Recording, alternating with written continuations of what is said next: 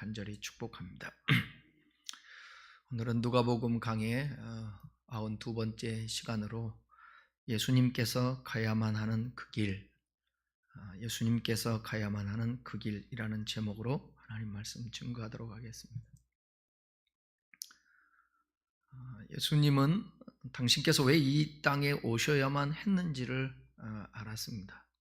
그리고 무슨 사명을 감당해야 하는지도 알았습니다. 바로 인류를 구원하시기 위해서 가야 할 길을 알았던 것입니다. 그러나 그 길은 고난의 길이고 죽음의 길이었습니다. 그렇지만 우리 주님께서는 그 길을 조금도 거절하거나 하지 아니하시고 거침없이 가셨습니다. 함께 읽은 본문의 말씀은 예수님께서 예루살렘을 향하여 가시는데 그 예루살렘을 향하여 가시는 그 발걸음이 결코 가볍지는 않을 것입니다. 우리가 결과는 알지만 그 가는 길이 힘든 거예요. 올림픽 선수들 선수촌에 가면 메달 하나 따려고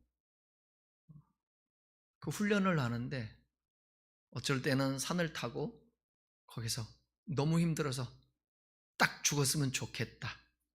그 생각이지만 금메달을 향하여서 또 참고 가는 것입니다. 우리는 예수님이니까 또 하나님이시니까 그 길을 갈 수 있지. 100%의 하나님이시면서 100%의 인간의 모습을 가지고 오셨다. 그러니까 예수님은 우리와 다를 바가 없는 거예요. 똑같은 인간의 모습이었음을 성경은 곳곳에서 말씀하십니다. 그래서 그분은 아파하셨고 우시기도 하셨고 기뻐하시기도 하셨고 시험도 당하셨어요. 유혹도 있었어요. 사람이에요. 그렇지만 그 모든 것들을 첫째 아담은 실패를 했는데 둘째 아담으로 이 땅에 오신 육신의 옷을 입고 오신 예수 그리스도는 다만 하나님 아버지의 그 뜻을 이루기 위하여서 힘든 그 길이지만 갔다라는 거죠. 그래서 히브리서에서는 창조자, 더 쉽게 번역하면 선구자, 예수님께서 우리의 선구자가 되셔서 앞서가셨다. 그러니까 히브리서 기자는 이렇게 얘기해요. 12장에 보게 되면 뭐냐면 믿음의 주요 온전케 하시는 예수님을 바라보자. 앞서가셨으니까. 이게 힘든 거예요. 그분은 앞서서 가셨는데 우리는 그 길을 따라가는 게 힘든 겁니다. 그럼에도 불구하고 예수님은 말씀하세요. 이게 우리의 숙제 아닙니까? 나를 따라오래거든. 자기를 부인하고 십자가를 지고 쫓을 것이니라. 근데 그렇게 제자들에게 말씀하셨는데 본인이 그 길을 안 가면 안 되잖아요. 가야죠.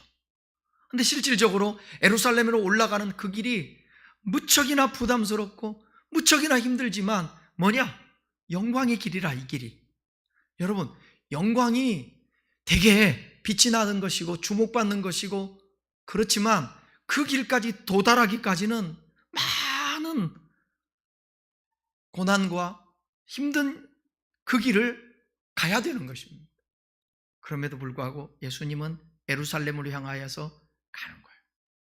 우리도 어쩌면 예루살렘으로 간다라는 것은 하나님의 뜻을 행하러 가는 것인데 저와 여러분도 이 땅에 와서 하나님의 뜻을 행하는 것, 그렇게 계속해서 뜻을 행하며 살아내다가 마지막 이 세상이 끝날 날 주 앞에 설 때에 선악간에 행한 대로 주님께서 갚아주시는 것입니다. 잠시 잠깐이면 오시리가 오시리라. 지체하지 않고 오시리라. 성경이 거짓말인가요? 거짓말 같아요. 어떤 사고로 보면, 우리의 사고와 우리의 시선으로 보면 거짓말 같죠. 왜냐하면 예수님이 2000년 전에 말씀하신 게 지금도 아직도 예수님 오시지 않았으니까. 근데 그건 거짓말이 아니라 그게 우리 주님의 마음이지만 또 한켠에는 안타까운 이 백성들의 타락한 모습을 보면서 불쌍히 여기는 마음. 그러니까 주님이 그 말씀하셨죠. 우리는 1000년, 2000년 세지만 예수님의 시간관념으로는 예수님의 시간관념 자체가 없죠. 현재 미래에서 모든 걸 전지전능하신 하나님이 다 보니까. 그럴 때는 하나님의 시간으로 하루가 1000년 같고, 예? 하루가 1000년 같고, 1000년이 하루같이. 저와 여러분들도 그래서 이 시간들이 영원하지 않아요. 우리 유한적인 이 땅에 밟고 있는 시간은 제한적이라고요. 그런데 이 땅을 밟고 있는 이 세상이 끝이 나면 이제 우리에게 영광스러운 그 삶이 펼쳐지는 거죠. 주어지는 거죠. 예수님은 그것을 뭐라고 그랬냐면 예수님 스스로가 그 길을 가는 것은 무엇 때문에 가냐면 믿음 때문에 가는 것입니다. 믿음이라는 게 마찬가지예요. 우리의 믿음이 있다라는 것은 뭐냐면 믿음, 하나님이 약속하신 것이 그대로 이루어진다라는 확신이에요. 내가 원하는 어떤 감정적인 것, 다른 종교와 같이 희망하는 것, 꿈꾸는 것, 그것을 내가 설정해 놓고 믿는, 그것이 히브리에서 말하는 믿음은 바라는 것을 실상에 보지 못하는 게 증거라는 그 믿음이 아닌 거예요. 내가 병 나을 것을 바라보면서 확신하는 이 믿음을 말하는 게 아니라 성경에서 말하는 그 히브리서의 믿음은 뭐냐면 하나님이 약속하신 것이 성취될 것이라는 믿음이에요. 그러니까 여러분 주님의 말씀을 쫙 소환해내서 주일날도 말씀드렸잖아요. 그 말씀을 붙들고 믿는 것입니다. 그러면 그 약속의 말씀이 그대로 우리의 삶 속에 이루어지는 거죠. 약속 없이 만들어내는 것이 아니라 예수님이 이 땅에 오신 것은 철저하게 하나님의 섭리와 계획 속에서 오셨어요. 하나님의 뜻은 뭐냐? 인류가 구원받는 거예요. 누구를 통하여? 아들을 통하여. 그것을 믿었어요. 그러니까 미래에 있을 그 죽음이지만 지금 현재 예루살렘으로 올라가는 거예요. 근데 또 죽음 이후 너머에 있는 또 뭘 봤냐? 뭘 봤을까요? 부활이에요. 여러분, 예수 그리스도의 죽으심 매우 중요합니다. 저는 개인적으로 더 중요한 게 뭐냐? 부활이에요. 살지 않으면 죽을 일이 없잖아요. 우리들 만약에 죽기만 한다면 십자가 지고 나 부인하고 그것으로 끝난다면 뭐예요? 근데 그 너머에 하나님 아버지가 우리에게 보상해 주시고 갚아주시고, 성경의 말은 갚아주신다. 예수님도 마찬가지예요. 부활하시잖아요. 승천하시잖아요. 마지막에는 어디에 계셔요? 부활 승천하셔서 하나님 보좌 우편에 계시다. 보좌 우편에. 그러니까 여러분, 예수님이 실질적으로 우리가 성령, 영으로 우리가 함께 한다는 말은 맞지만 예수님은 지금 하나님 보좌 우편에 계세요. 그분이 하신 말씀을 우리가 믿고 신뢰하면서 기대하다가 우리도 그 주님 앞에 가게 되는 것입니다. 임마누엘은 그분이 살아내고 그분이 하신 말씀이 우리 안에 거하실 때 임마누엘, 주님이 함께 하신다, 그렇게 말하는 것입니다. 예루살렘으로 올라갑니다. 그런데 그 길에 어떤 바리새인들과 얘기를 나누세요. 대화하세요. 먼저 바리새인들이 찾아와서 예수님께 이렇게 말해요. 자, 13장 31절을 다 같이 한번 읽어보실까요? 곧 그때에 어떤 바리새인들이 나와서 이르되 나가서 여기서 떠나소서, 헤롯이 당신을 죽이고자 하나이다. 당시 유대 사회에서 존경받는 지도자였던 바리새인들은 새로운 하나님 나라의 법을 가르치시는 예수님을 매우 심하게 못마땅해 했습니다. 자신들보다 가르침이 탁월한 거예요. 예수님에 대한 기득권 세력이었던 그들 대부분은 이 예수님을 견제하며 예수님과 적대관계를 했습니다. 여러분, 제가 지난주에 설교할 때 우리의 무서운 감정, 질투에 대해 설교했잖아요. 질투. 가만히 분석해 보면 모든 이 안에 일어나는 욕망, 욕심, 거기서 오는 소유욕, 이게 어디서부터 오느냐? 가만히 보면 시기에서 오는 거예요. 물어볼게요. 무인도에서 욕망을 부리면서 살 일이 있나요? 없죠. 그냥 먹을 거 있으면 되는 거예요. 옷 벗고 살아도 되는 거예요. 근데 한 사람만 더 생기면 그다음부터는 이제 비교. 당시의 기득권자들이었잖아요. 우리가 살아가는 삶을 가만히 한번 보세요. 저도 마찬가지고 우리 모두가 누군가가 나와 비슷하고 나와 못하면 괜찮아요. 근데 나보다 조금만 나아도 이상한 감정들 생기게 되는 거예요. 그러니까 당시에 그동안의 우리의 가르침이 저들을 다 인도하고 했는데 갑자기 예수님 젊은 청년이 나타나서 내뱉는 그 선포의 말이 자기네들이 들어도 상상 초월의 지혜로운 말씀, 진리인 것입니다. 거기에 말에 바리새인들 말보다 예수님의 말에 집중하는 것입니다. 사람들이. 그러니까 어떤 생각이겠어요? 그동안에 존경받고 인정받았는데 그것이 방향이 예수님께로 틀어지니까 자기의 입지가 좁아지는 거예요. 그래서 예수님이 싫은 겁니다. 지금까지 누가복음 살펴보면 그 예수님을 어찌하든지 핍박하고 죽이려고 했다라는 것입니다. 예수님과 적대관계예요. 그런데 그들 가운데 어떤 바리새인들이 예수님께 헤롯이 살해 음모를 하려고 합니다. 그 정보를 알려주는 거예요. 누구에게? 예수님께. 그럼 이유가 뭘까? 이상하지 않습니까? 대부분의 바리새인들이 예수님을 좋아하지 않는데 왜 헤롯이 예수님을 죽이려고 한다라는 이 정보를 알려줬을까? 여기에 등장하는 헤롯은 누구냐면 갈릴리의 분봉왕이에요. 그 지역에. 이 사람이 누구냐? 여러분 제가 강의할 때 누가복음 강의할 때 말씀드렸는데 세례 요한의 목을 베서 죽인 자예요. 그는 예수님께서 각 마을에 두루다니며 곳곳에서 복음 전파하며 병든 자 고치고 귀신 들린 자를 내어 쫓다는 그 소문 듣고는 자기가 죽인 세례 요한을 떠올렸습니다. 세례 요한이 다시 살아나서 어떻게 할 수도 있다는 그런 생각이 들자 일종의 두려움이 느껴졌던 거예요. 왜냐하면 저가 행하는 일들이 보니까 그 하는 말이 꼭 세례 요한 같아. 저 하는 게 꼭 능력이 세례 요한인 것 같아. 그러니까 세례 요한이 살아 돌아온 줄 그 생각하는 것입니다. 그래서 예수님을 죽일 계획을 세운 거예요. 그러면서 그것이 사람들에게 알려졌기 때문에 그들이 이미 듣고서 예수님께 전한 것이 아닌가. 근데 여기 만약에 이들이 선의 입장에서 이러한 말을 한 것이라면 예수님께 그랬다면 그것은 예수님의 편에 선 그런 사람들인데 헤롯이 예수님을 죽일 거라는 정보를 미리 알고 예수님을 피신시키고자 하는 선한 의도였을 거예요.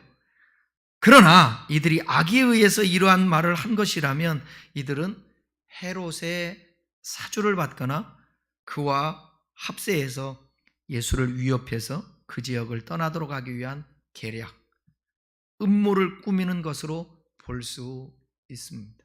당장 죽일 수는 없으니까. 왜? 따르는 추종자들이 많으니까. 32절 보게 되면 32절에 한번 읽어볼까요? 32절 시작. 이르시되 너희는 가서 저 여우에게 이르되 오늘과 내일은 내가 귀신을 쫓아내며 병을 고치다가 제3일에는 완전하여지리를. 여기 32절에 여우에게 이르되라는 말을 보면 바리새인들이 선으로 한 것이 아니라 악의로 했다라는 증거를 볼 수 있어요. 여기서 여우가 누구예요? 헤롯이 헤롯을 비유한 것입니다. 헤롯이 누구인가를 알면 그를 여우라고 왜 여우라고 불렀는지를 알 수 있는데 헤롯의 본명이 뭐냐면 헤롯 안티바스. 아기 예수님을 죽이려 했던 헤롯 대왕의 여러 아들 중에 하나였어요. 이 헤롯 대왕이 죽고 나서 자기가 다스리던 이 땅을 4등분으로 나눴어요. 그리고 4명의 아들들에게 다스리도록 로마의 황제의 승인을 받았어요. 승인을 받아서 비유하기가 꼭 뭐한데 예를 든다면 일본이 우리나라를 침략했을 때에 침략을 했어요. 해서 나라를 강탈했어요. 점령을 한다고. 그리고 전라도, 경상도, 강원도, 충청도 이렇게 딱 나눠가지고 그곳에 지역에 왕을 세우는 거예요. 그러듯이 당시에 로마의 통치 아래서 여기 이스라엘의 4명의 분봉왕이라고 그래요. 그 왕들을 세워서 다스리게 했다라는 거예요. 여기 헤롯 안티바스는 바로 누구냐? 갈릴리와 요단강 건너 베레아라는 그곳을 분할받아서 예수님의 생애와 사역 기간 내내 통치했던 사람. 그가 자기 본 부인하고 이혼을 해요. 그리고 이복 동생 빌립의 아내이자 자기의 조카 딸 헤로디아와 결혼하여 불륜이죠. 악행을 일삼죠. 그것을 규탄했던 세례 요한 기억하시죠? 이 세례 요한을 잡아서 가둡니다. 결국 그리고 목을 치는 참수해버려요. 그런데 헤롯은 예수님을 요한의 후계자 또는 요한의 환생으로 생각하고 두려워했던 것입니다. 그러니까 자기를 위하는 사람이라면 예수님이 그런 표현 안 했겠죠. 여우라고. 바리새인들을 향해서. 분봉왕 한번 봅시다. 우리가 전에 공부했는데 같이 한번 다시 살펴볼게요. 9장 7절에서 9절 한번 보십시다. 분봉왕 헤롯이 이 모든 일을 듣고 심히 당황하니 이는 어떤 사람은 요한이 죽은 자 가운데서 살아났다고도 하며 어떤 사람은 엘리야가 나타났다고도 하며 어떤 사람은 옛 선지자 한 사람이 다시 살아났다고도 함이라. 헤롯이 이르되 요한은 내가 목을 베었거늘 이제 이런 일이 들리니 이 사람이 누군가 하며 그를 보고자 하더라. 헤롯에게 이르라고 하신 이 내용과 예수님의 냉랭한 태도는 그들이 예수님의 편에 있었던 자들이라기보다는 헤롯의 편에 서서 예수님에게 위협을 가하고 있는 자들이라는 견해보다는 그런 어떤 견해보다 타당해 보여요. 예수님에 대한 배척이 더욱 화신되고 조직화되어 가고 있음을 보여주고 있는 것입니다. 그런데 예수님은 이러한 바리새인들의 말에 어떻게 대처하는가? 자, 32절, 33절 한번 보십시다. 이르시되 너희는 가서 저 여우에게 이르라. 오늘과 내일은 내가 귀신을 쫓아내며 병을 고치다가 제3일에는 완전하여지리라 하라. 그러나 오늘과 내일과 모레는 내가 갈 길을 가야 하리니 선지자가 예루살렘 밖에서는 죽는 법이 없느니라. 32절은 예수님께서 호세아서 6장 2절을 인용한 거예요. 호세아서 6장 2절 한번 봅시다. 여호와께서 이틀 후에 우리를 살리시며 셋째 날에 우리를 일으키시리니 우리가 그의 앞에 살리라. 여기서 오늘과 내일은 내가 귀신을 쫓아내며 병을 고치겠다고 한 것, 이것은 지금까지 예수님께서 해오신 대로 그 길을 계속해서 걸으시겠다고 그러는 거예요. 나를 죽인다고 할지라도 하나님이 정해놓으신 그 길, 그때가 되면 내가 죽을 건데 나는 지금까지 해온 사역대로 계속해서 가겠다. 그리고 제3일에 완전해지리라. 예수님께서 십자가에 못 박혀 죽으시고 3일 만에 다시 살아나심을 구속사역을 완성하겠다.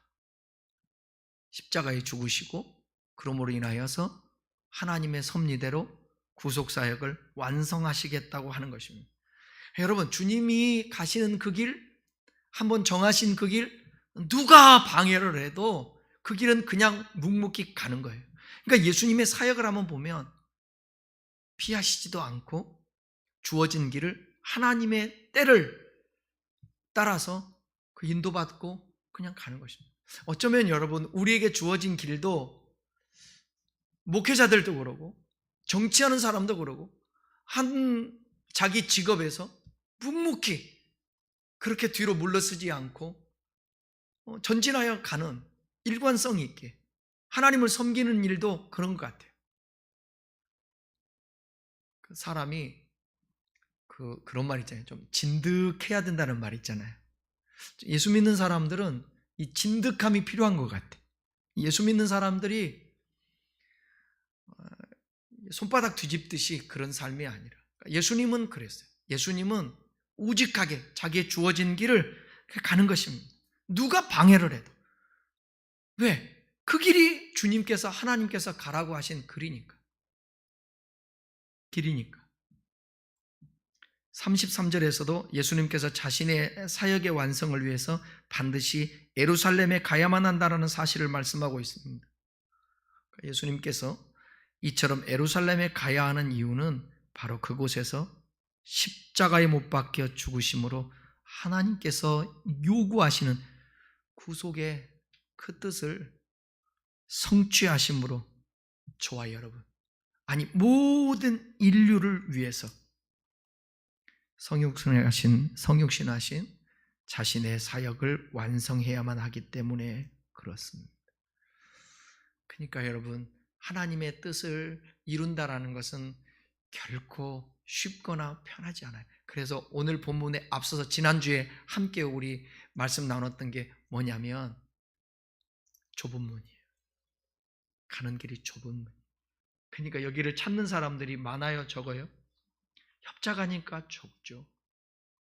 그래서 우리 주변에 그 찾는 이가 적으니까, 그 찾는 이가 적다라는 것은 뭐냐면 진짜 신실하게 믿음을 가지고 달려가는 사람이 많지 않다라는 거예요.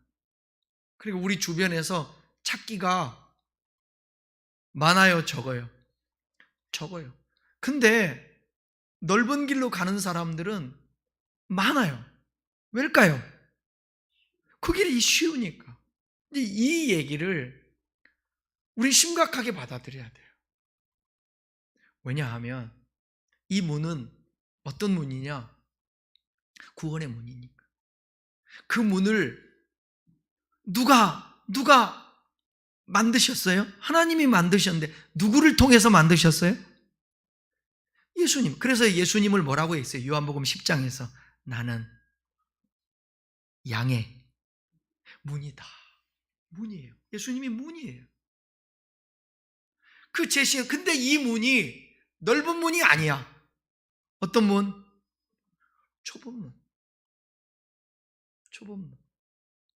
수요일 날 배는 고프고 피곤해도, 그래도 내가 하나님 전에 와서 같이 예배하지 않으면 내 영성을 관리할 수도 없고 내가 새 속에 물드니까.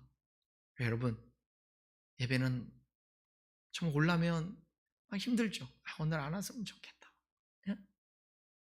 저는 오늘 좀 예배 좀 없었으면 좋겠다. 그럴까요, 안 그럴까요? 큰일 났어. 나는 가면 쓰고 사나 봐.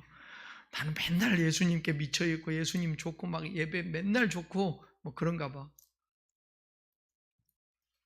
근데 또 내가 예배 안 드리면 뭐 할 건데. 이게 또 천직이라. 여러분이 없으면 그렇지만 또 그래도 이렇게 예배 같이 하잖아요. 그래서 좋죠. 뭔 얘기 하려고 그러냐면, 난 여러분 그래요. 나는 확신해. 뭘 확신하냐면 예배 오는 게 결코 쉽지 않다는 걸 내가 알아. 확신해. 내 말이 틀렸으면 좋겠어요. 근데 어차피 내 생각은 그런 거예요. 어차피 올 거 기쁨으로 오자. 감사하고 오자. 하나님이 기억하신다. 여러분, 가랑비에 옷 젖는다고 오늘 말씀 들은 사람과 듣지 않는 사람 천지차예요. 믿음 안 생긴다고 막 그러지만 믿음은 뭘로 온다고요? 들음에서 나와. 들음은 성경 얘기해 주잖아요. 제가 가장 내게 대해서 증거한다고 했던, 지금 성경에 예수 얘기하잖아요. 예수는 간대니까. 그게 누구를 위해서? 인류의 구원을 위해서 거침없이 가요. 누구도 방해할 수 없어요. 가는 거예요. 그분을 선구자라고 얘기한다니까. 그분이 간 대로 우리도 뭐냐? 따라가는 거라니까요. 따라가. 그래봤자 몇 년? 앞으로 몇 년 따라갈 건데? 30년. 우리 안수 집사님은 최소한 30년까지는 살겠다, 앞으로. 그러니까 그렇게 가는 거예요. 따라가는 것까지. 내가 이번에 발달 심리와 영적 성장이라는 과목에서 이제 그 한 학기를 마무리하면서 돌아가면서 서로 얘기를 하는데 그런 얘기했어요. 노인 영성 참 문제다. 노인이 참 문제다. 왜 문제냐? 아니 열심히 신앙생활했던 목사님, 장로님, 권사님, 집사님 요양원하고 요양병원 가면 평준화가 되네. 누가 거들떠 보지도 않아. 똑같아. 거기서 뭐 정신이 또 없어. 치매에 있어. 아파. 그러면 영성관리를 50년 동안, 70년 동안, 80년 동안 하다가 마지막 가는 길이 비참해. 하나님이 기억해 주시겠지만, 그래서 우리는 육체 옷을 입고 마지막까지 신앙을 지키면서 참 잘 죽는 것도 축복이라고 생각해. 난 여러분들이 그런 은혜가, 저와 여러분들이 그런 은혜가 있기를 바라요. 요양원을 가도 거기서 의식이 있다가, 예배 드리는 곳, 잘 믿음의 사람들의 케어해 주는 곳, 거기서 있다가 선생님 나 오늘 밤에 가야 되겠어. 느낌이 이상해. 천국에서 봅시다. 아침에 보니까 돌아가셨네. 진짜? 이것도 복이잖아요. 미래는 이건 누구나 다 맞이할 거예요. 네? 정치인? 목회자? 종교인? 돈 많은 사람? 할 것 없어요. 그렇게 가요. 우리 남은 생애가 그렇다고. 근데 이 남은 시간 동안 주님이 가셔서 확보해 놓은 이 구속의 은혜를 우리가 따라서 가는 것입니다. 거침없이 가셨던 예수님처럼 우리와 똑같은 성정을 가졌던 사도 바울, 사도행전 20장 20절로 24절에 우리 너무나도 잘 아는 말씀, 보라 이제 나는 성령에 매여 예루살렘으로 가는데, 바울의 고백이에요. 거기서 무슨 일을 만날는지 알지 못하노라. 오직 성령이 각성해서 내게 대하여 증언하여, 이렇게 말하는 거예요. 결박과 환난이 나를 기다린다 하시나. 내가 달려갈 길과 주 예수께 받은 사명, 곧 하나님의 은혜의 복음을 증거하는 일에 있어서는 내 생명을 조금도 귀한 것으로 여기지 않겠다. 왜? 그렇게 예수님이 가셨으니까 예루살렘을 올라가면 십자가를 지고 인류를 구원하기 위해서 이제 그 은혜를 받은 우리의 맏형이 되시고 맏아들이 되신 예수 그리스도를 우리는 선구자를 따라가는 겁니다. 우리도 그렇게 가는 거예요. 저와 여러분에게 주어진 길은 뭐냐? 대단한 사명으로 해외 나가서 선교하거나 그러지 않아도 오늘 여러분 하나님의 교회가 존재하고 세워있고, 우리 교회 이름이 뭐예요? 정확하게 우리 교회 이름이 오늘 괜히 주님의 숲 찬양한 게 아니에요. 돌아온 주일이 창립주일이잖아. 그럼 교회는 어떤 의미를 가지고 있어야 되는가? 주님의 숲이라. 큰 나무는 뭐가 사람이 많아서 큰 나무예요? 의미, 그림원을 생각해봐. 큰 나무 안에 뭐가 깃들어서? 새들이 깃들어서 뭐 하는 거예요? 고급진 언어로 새들이 깃들어 뭐 한다? 쉰다라는 표현을 더 고급진 언어로 휴식보다 더 줘. 원래 휴식이라는 말이 맞아요. 휴식이라는 말이 히브리서에도 안식, 휴식이라는 말이 맞는데 우리 고급진 안식하는. 그러니까 하나님의 교회에 와서 누군가 친정집같이 이렇게 얘기했더니 어떤 사람이 싫대, 친정이 싫대. 어느 목사님이, 젊은 목사가 우리 교회는 친정같이 교회 그렇게 하더니 어느 젊은 자매가 친정 싫대. 뭐 굳이 싫다고 할 필요가 없어. 보통 의미에서 친정은 그래도 따뜻하고 맞아주고 그런 의미에서 친정을 말하는 거 아니에요? 옛날에 소박 맞으면 친정 가면 그래도 어떻게 엄마 아빠가 받아줘야지. 교회는 그런 따뜻한 엄마의 품 같은, 한 주일날 설교할 때 제가 그 단어 썼었는데 히브리어. 기억할 수가 있나? 웃지 마시고 따라해요. 아만. 아만. 아만 뜻이 뭐라고요?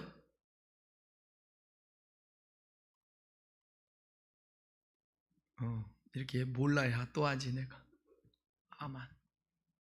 엄마 품에서 젖을 먹고 있는 그 아이. 이게 신뢰. 교회는 그래야 돼요. 엄마 품처럼. 최소한도 그럴 때의 엄마 품은 전능자잖아. 그 아이가 하나님을 알아? 엄마가 하나님인 거야. 교회 오면 그 따뜻함이 있어야죠. 그런데 또 이거예요, 여러분. 누구나 다 온다고 따뜻해요? 누군가가 따뜻하게 이불을 덮어주고, 누군가가 따뜻하게 김나는 밥을 해주고, 그래야 따뜻한 거지. 그렇다면 집에 친정 아버지가 있어야 되고, 친정 어머니가 있어야 되고, 그렇지 않아요?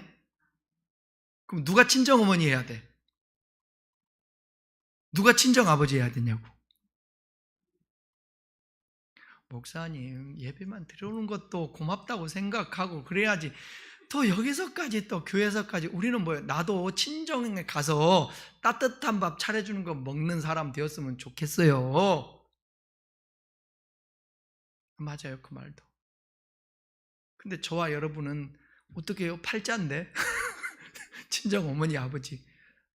주님이 우리 또 친정 어머니 아버지가 되셔서 우리 품어주고. 교회도 그러잖아요, 천상. 우리들이 또 이렇게 따뜻하게 친정 어머니 같이 아버지 같이 맞이해주고 이렇게 신경 쓰고 그러면 오는 사람이 따뜻하게. 그잖아요. 그러다 보면 또 아들과 딸이 와가지고 또 별미도 또 자기네들이 할 때도 있고 또 나중에 되면 또 자식 그것들이 또 뭐가 돼요? 그죠? 친정 어머니가 되고 아버지가. 교회는 그러는 거야. 그러니까 주님이 앞서가신 거 보고 우리도 앞서가신 주님을 바라보고 따라가는 거고 또 우리가 가면 뒤에서 따라오고. 이거를 구약시대 때 히브리서에서 뭐라냐면 믿음의 선진들 이와 같은 증거를 얻었느니라. 저와 여러분들이 그런 거예요.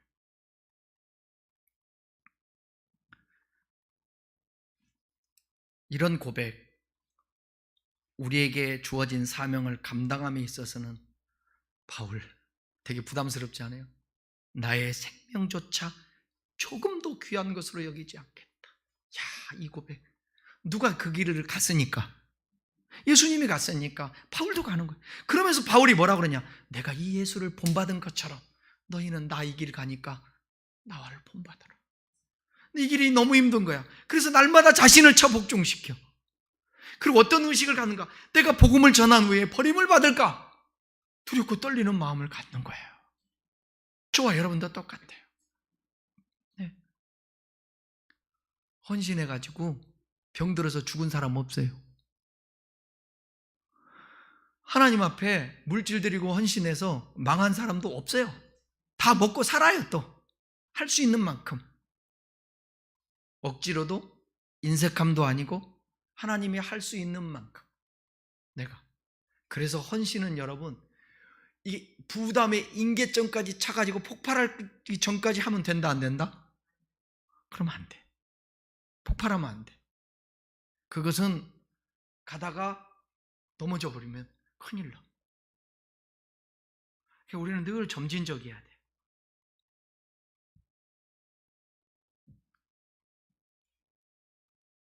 선지자가 예루살렘 밖에서는 죽는 법이 없다 그 말씀인데 왜 그렇게 말씀하셨을까?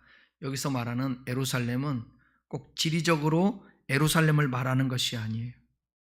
왜냐하면 세례 요한도 예루살렘 밖에 마케루라는 거기서 순교했으니까.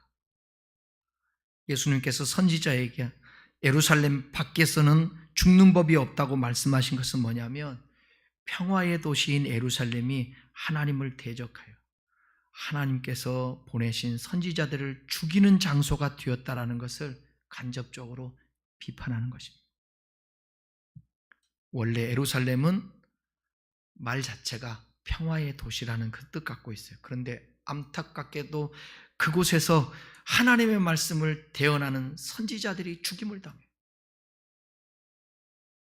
끝내는 누가 죽어요? 예수님이 죽어요. 그래서 그 예루살렘을 보면서 예수님이 슬픈 탄식을 갖는 것입니다. 34절 읽어보겠습니다. 34절, 에루살렘아 에루살렘아 선지자들을 죽이고 내게 파송된 자들을 돌로 치는 자여, 암탉이 제 새끼 날개 아래에 모음같이 내가 너희의 자녀를 모으려 한 일이 몇 번이냐. 그러나 너희가 원하지 아니하였. 그러보다 암탉이, 병아리가 암탉에 숨으면 보이지도 않잖아요. 보호를 받는 거예요. 주님이 원하셨던 게 그거거든요. 그런데 안타깝게도 그 품에 들어오지 않아요. 거절을 해버리는 것입니다.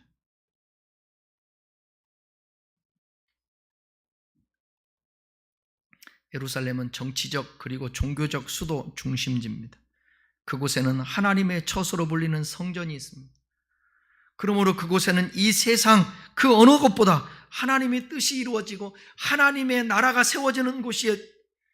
도리어 그런데 하나님의 뜻에 반하여서 하나님께 도전하는 일들이 벌어지고 있습니다.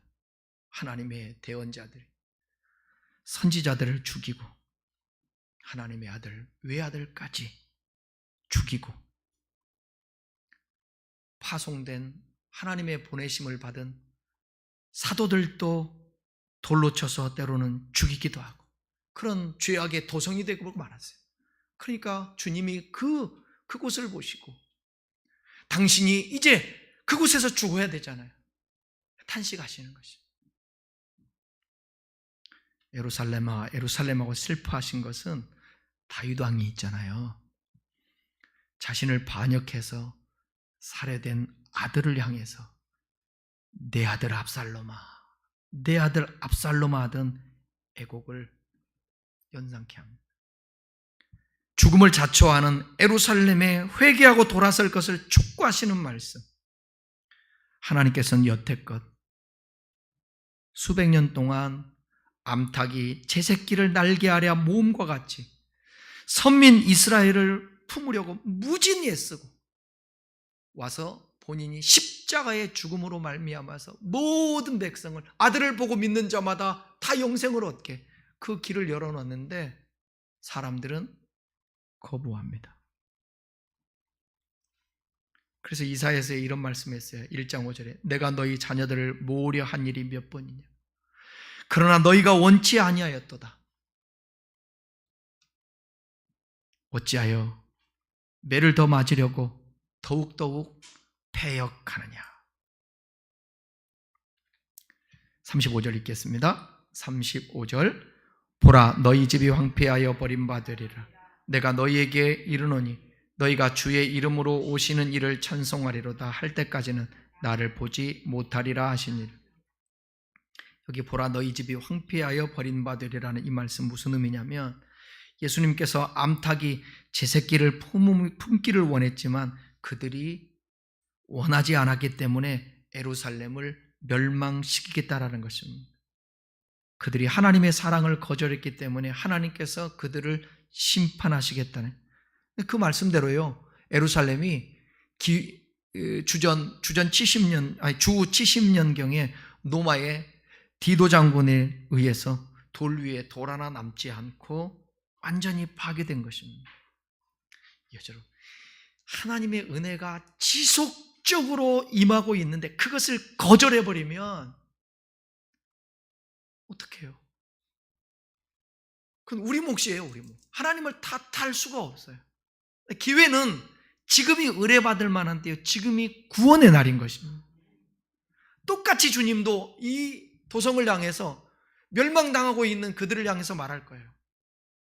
예루살렘아 예루살렘아 했듯이 조국 대한민국을 향해서도 그럴 거예요. 내 백성아 내 백성아 그렇게 말씀하신다. 이 말씀을 통해서 하나님의 사랑은 끝이 없지만 계속해서 이를 거절하는 자들에게는 사랑하신 만큼 심판으로 갚아주신다라는 그런 뜻입니다. 그럼에도 불구하고 그 가운데 종려가지를 흔들면서 나귀를 타고 입성하시는 예수님을 찬양하고 높였던 사람들이 있잖아요. 오늘 이 시대도 똑같아요. 때로는 우리가 가야 될 길이 주님을 따르는 십자가의 길이지만 이 길이 영광의 길이니까 우리가 찬양하고, 저와 여러분들도 묵묵히 그 길을 갈 때 누군가가 격려해주고 축복해주고, 여러분 주변에 절대로 힘들고 어렵다고 해서 꼭 욥의 친구들처럼 와가지고, 요즘은 누가 나타났어요? 엘리후가 나타났잖아요. 한술 더 뜨네. 그리고 뭐라요? 네 잘못했으니까 그렇지 않냐고. 지금 이 시대가 그래요. 좀 부자고 잘 나가고 기도 응답 좀 있고 잘 살고 그러면 진짜 잘하는 줄 알고, 그리고 하나님의 뜻대로 말씀으로 사는데도 불구하고 어려움을 당해 힘들어. 그러면 너 뭔가 잘못해서 그러고 하나님이 복을 안 주셔서 그래. 이 성립되어 있는 거예요, 이게. 근데 우리나라 같은 경우는 지금 욥기가 진짜 필요할 때예요. 사람들의 생각을, 신앙적인 생각을 많이 바꿔야 돼요. 그럴 수도 있어요. 성경에는 인과응보를 말하기도 해요. 죄를 지어서 힘들고 아니면 순종해서 복받고. 그러나 그것만이 다가 아니라는 것을 우리 욥기를 통해서 가르쳐주고 있는 거예요. 그러니까 오늘 말씀 안에만 거하고 믿음으로 살려고 몸부림치면 뭐냐? 격려해줘야 돼요. 주님이 가시는 길을 찬양하며 박수쳤듯이 우리 주님의 길을 가는 사람들을 박수쳐줘야 된다고. 격려해줘야 돼요. 그러니까 여러분들 보세요. 주변에 정말 무슨 큰 교회 하는 목회자들 보면 거기 가서 막 존경하듯이 막 이러는데, 옷도 좀 남루하게 입고 좀 조그마한 교회, 적은 교회, 이름도 없는 교회, 목사, 부족해 보이는 목사 같으면 깔보려고 하고, 그러면 안 돼요. 절대로.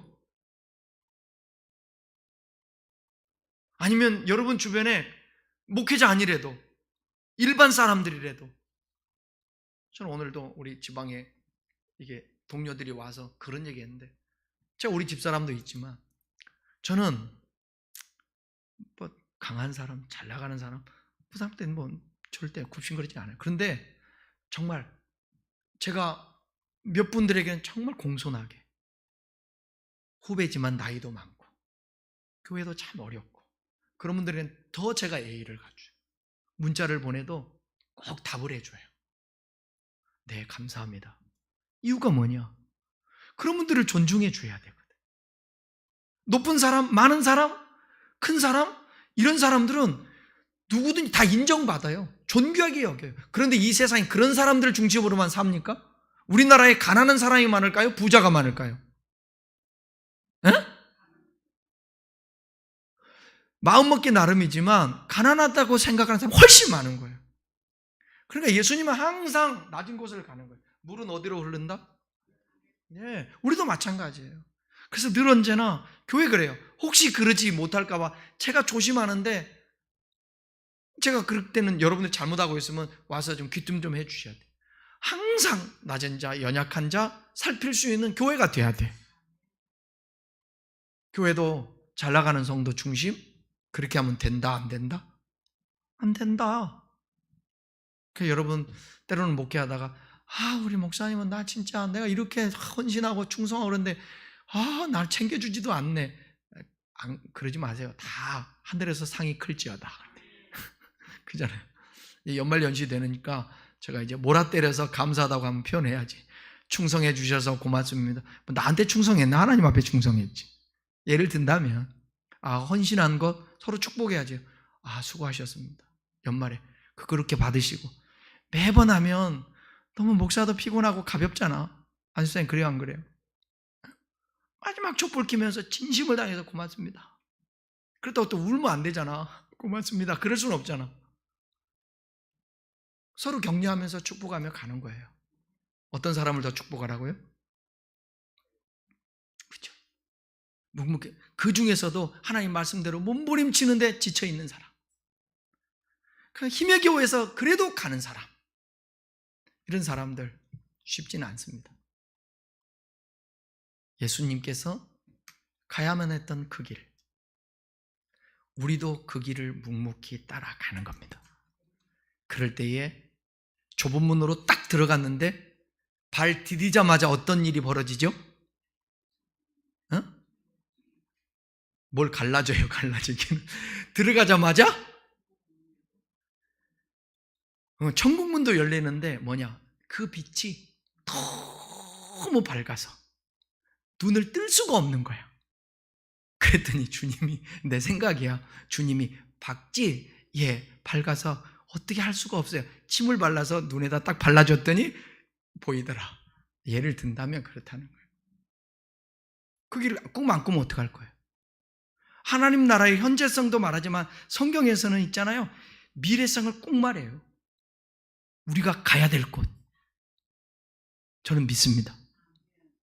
우리 나이 들면 더 들수록 그거 소망하면서 달려가야 돼. 그게 좋은 거예요. 기도합시다.